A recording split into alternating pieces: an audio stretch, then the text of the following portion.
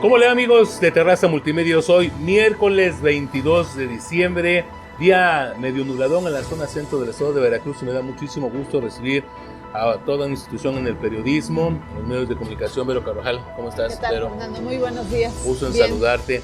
Y es que, híjole, hablar de Verónica Carvajal es de hablar de 3 décadas de periodismo, de décadas de estar en los medios de comunicación. Gracias por aceptar platicar con nosotros en esta que también es tu casa, Grupo Roxa Multimedios, en la terraza. Pero ¿qué te dejan 30 años de estar en los medios y que todavía va para mucho más?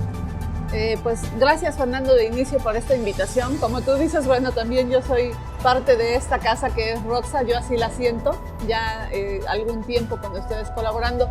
Pero bueno, pues bien lo dices, son 30 años. Y 30 años además que compartimos, Fernando, Sí, porque bueno, tú también ya tienes mucha experiencia en esto. Apenas estamos aprendiendo. Apenas. Y bueno, creo que nos ha tocado vivir pues cambios muy importantes en lo que es el periodismo, por lo menos en nuestra región, en nuestra zona. A mí la verdad me deja una gran enseñanza. Yo quiero decirte que siento que soy una mujer muy afortunada en el sentido de haber logrado estudiar lo que yo quería, porque siempre quise ser periodista.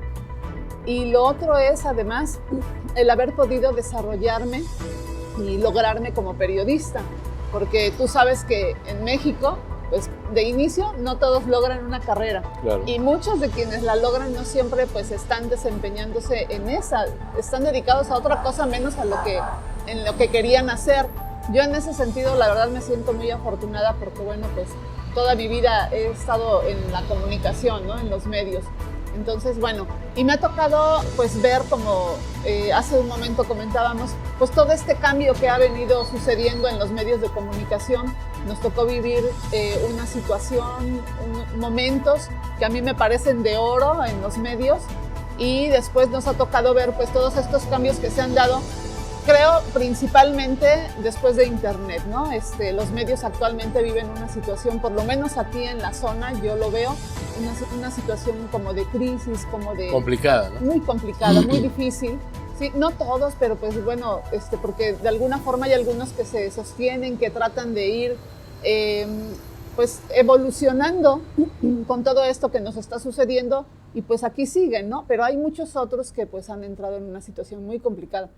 Entonces, bueno, creo que es para mí es enseñanza, es mucha experiencia, y además pues es también el comprobar que a mí me tocó vivir, y creo que a ti también, lo que hoy para los jóvenes que estudian comunicación, pues es una romantización del periodista o del periodismo, que siempre se lo imaginan, creo, al periodista frente a su computadora o a su laptop o a su máquina, pues pensando en una redacción y fluyendo con la información, y a lo mejor tomando el café, ¿no? De esa forma, cuando la realidad, y que eso nos tocó a nosotros vivirlo, sí, claro. Nos tocó vivirlo. Escribíamos en máquinas Así de escribir. es, en la máquina, y tenías el tiempo, a lo mejor, de situarte, de poder como profundizar en el tema que estabas escribiendo, de poder investigarlo, ¿sí? Y ahora pues realmente creo que ya no sucede así. Las redacciones están desapareciendo además.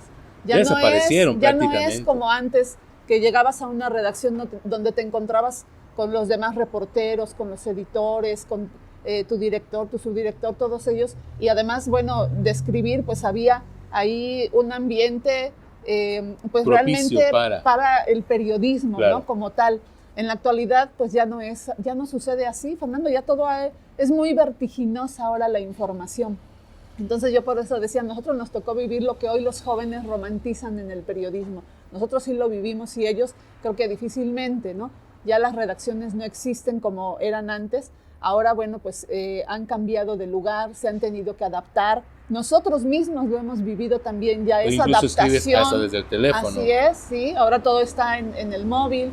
Entonces, bueno, pero creo que en estos 30 años, como bien lo dices, pues creo que muchas experiencias de vida, profesionales, y pues el aprender, eso que luego yo de joven recuerdo que decían que los periodistas pues teníamos que ser a veces un poco obstinados, a veces ser un poco predictivos con lo que sucedía en nuestro ambiente social, político.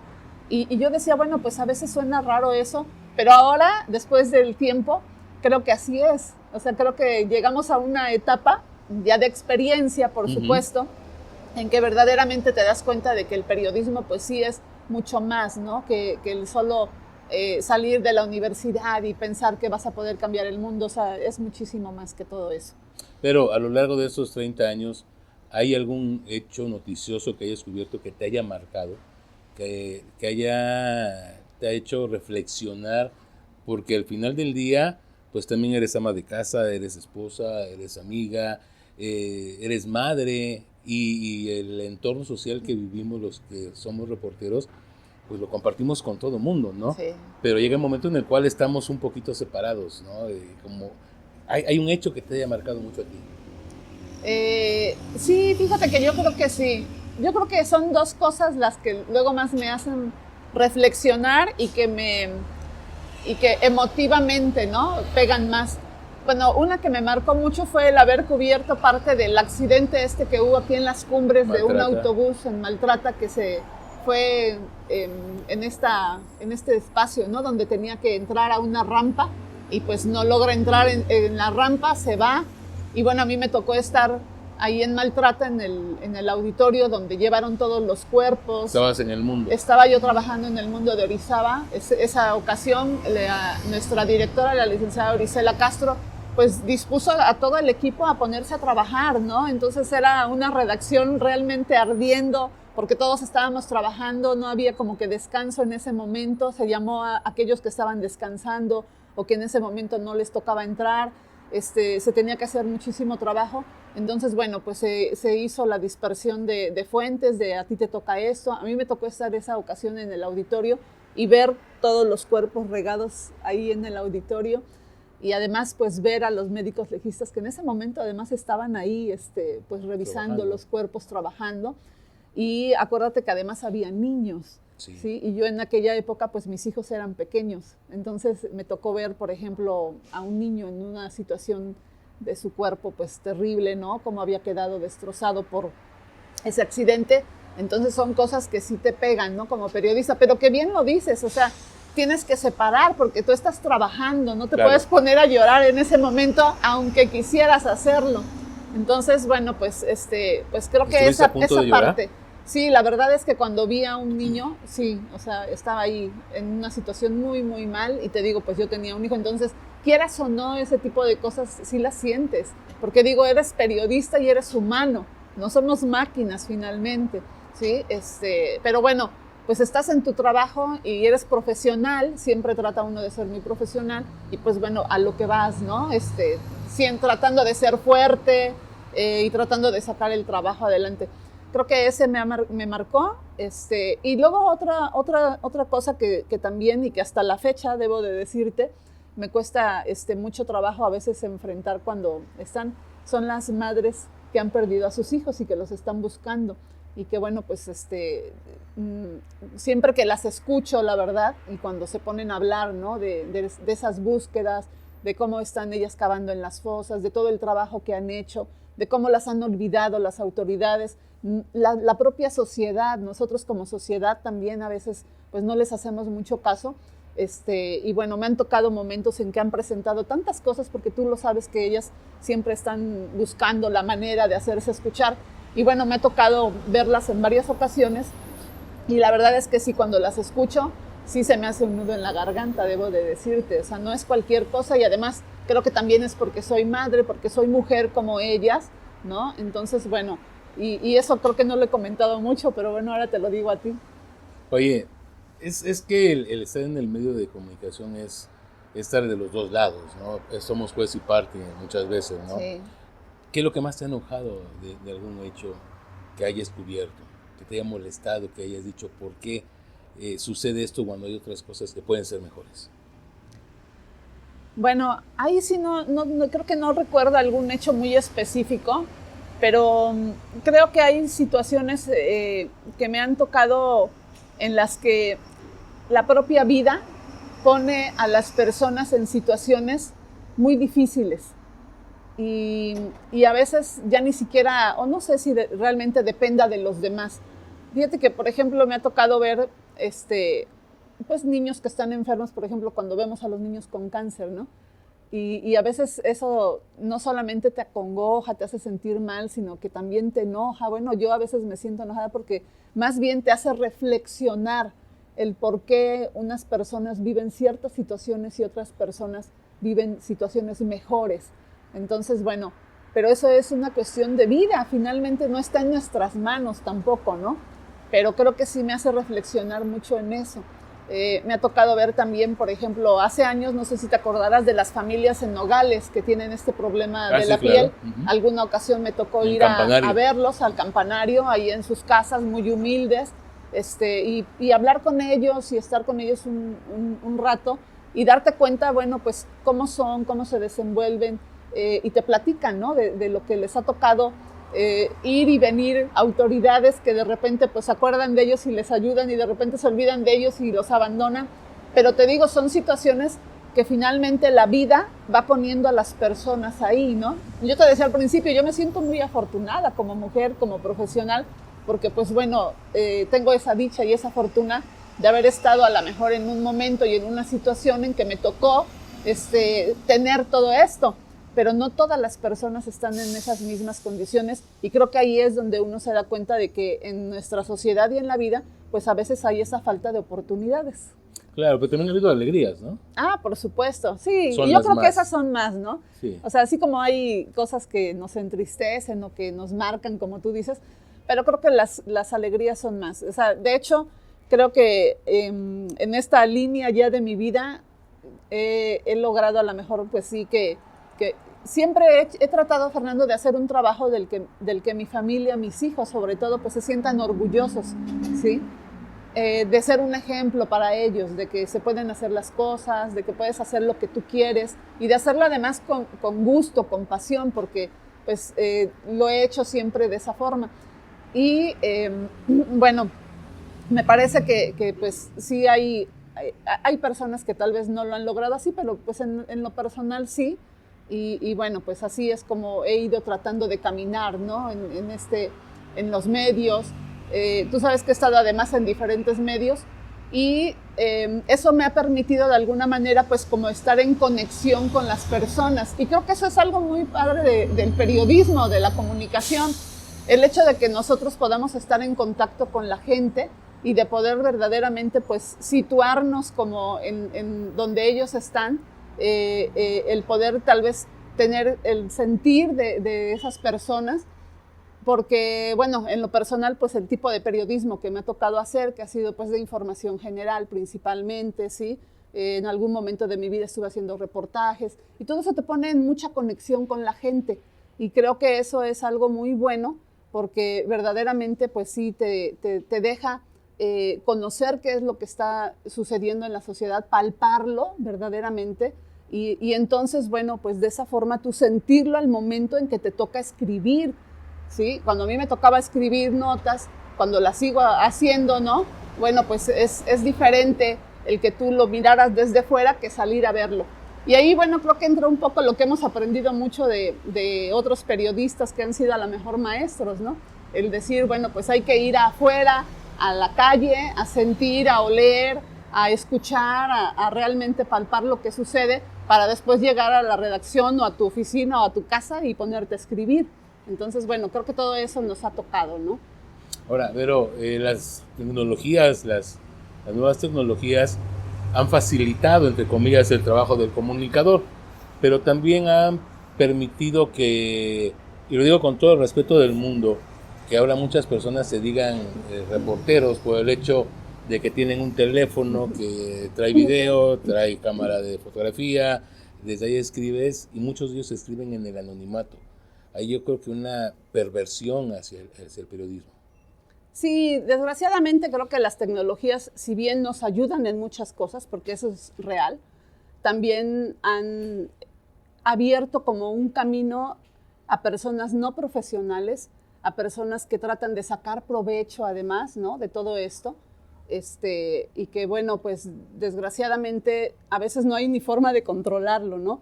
Yo veo dos cosas. Yo veo que, por ejemplo, hay por un lado los ciudadanos que pareciera que quieren ser periodistas y que luego nosotros a lo mejor en lo académico decimos el periodismo ciudadano, ¿no? Pero no es lo mismo, Fernando, jamás va a ser lo mismo para mí. No es lo mismo un ciudadano que va pasando en un momento en que sucede un hecho, un accidente, y pues tiene la oportunidad de que rápido toma la foto, lo sube, lo pone en sus redes, de sus redes se duplica, etcétera, etcétera. Y a un periodista que llega con el conocimiento, con la experiencia, que sabe que tiene que contrastar lo que está viendo, que sabe que tiene que buscar a una fuente que le hable. ¿No? Claro, es diferente. Entonces, bueno, ese es por un lado, ¿no? En el caso de los ciudadanos que, pues como tú bien lo dices, hacen uso bueno y a veces malo de las redes sociales y de las tecnologías. Y por otro lado también está ya dentro del medio, ¿sí? Personas que a lo mejor, bueno, pues tratan de hacer su lucha, yo diría, por incursionar en los medios de comunicación y que además ahora pues muy fácilmente se logra abriendo una página, abriendo un sitio, ¿no? Que es más económico, no es lo mismo que quieras poner una radio, un periódico, desde el Facebook, ¿no? ¿Cuántas fanpages no existen? Muchísimas. De hecho, incluso ahora uno ha tenido que entrar también a todo eso. Pero es diferente, es muy distinto. Creo que debemos de, pues sí, de tratar de que quienes estemos en los medios seamos muy profesionales, ¿sí? Yo a veces he recibido así como alguna crítica pero pues es que no todos tienen que ser estudiados. No, yo no digo que todos seamos estudiados, pero creo que hay aspectos como la ética que siempre te deben de acompañar, ¿sí? Decía un periodista que lo que nosotros podemos dejar como patrimonio es nuestro nombre y nuestro honor. Entonces yo creo que eso es real, ¿sí? Y ahora a lo largo de los años lo veo, porque de alguna manera el haber trabajado siempre de una forma, pues tratando de ser profesional, pues a mí me deja muy satisfecha, ¿sí? Y creo que eso es lo que deberían de hacer todos los compañeros que pues estamos en los medios, ¿no? De tratar de verdad de hacer periodismo. Pero ese es otro gran problema. Yo ya no veo muchos periodistas, sí los hay, pero yo ya no veo tantos periodistas que verdaderamente pues se apasionen por lo que van a escribir, por la entrevista que les toca hacer, por buscar un dato que verdaderamente valga la pena. O sea, creo que eso ya no todos lo tienen y creo que es algo que se debe de seguir buscando en quienes estamos en los medios, hombres y mujeres. Pero para empezar a cerrar, tú eres docente en la Universidad del Golfo de México, en esa ciudad de Orizaba, y obviamente estás en la formación de nuevos comunicadores. ¿Cuál es el consejo que les das, no nada más a tus alumnos, sino también a otros más de otras escuelas que están incursionando no en el periodismo, pero sí en los medios de comunicación que van muy ligados? Pues mi consejo es, y creo que ese es el consejo que siempre damos los maestros, leer mucho. De verdad, ¿qué trabajo cuesta ahora que los jóvenes lean? Sí los hay, por supuesto. Yo conozco jóvenes que leen. Menos. Fíjate que incluso en algún momento tuve hasta un club de lectura con estudiantes y con otras personas que les gusta leer. Por eso digo, sí hay personas que les gusta leer. Pero a quienes estudian comunicación, creo que les hace mucha falta eso.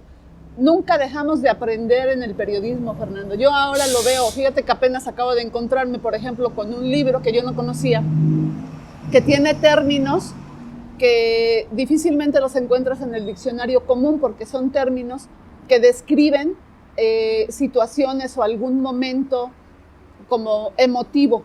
Y que te digo, si tú lo buscas en el diccionario no lo vas a encontrar, pero ese libro trae esos términos. Yo lo descubro apenas y ese libro tiene muchos años.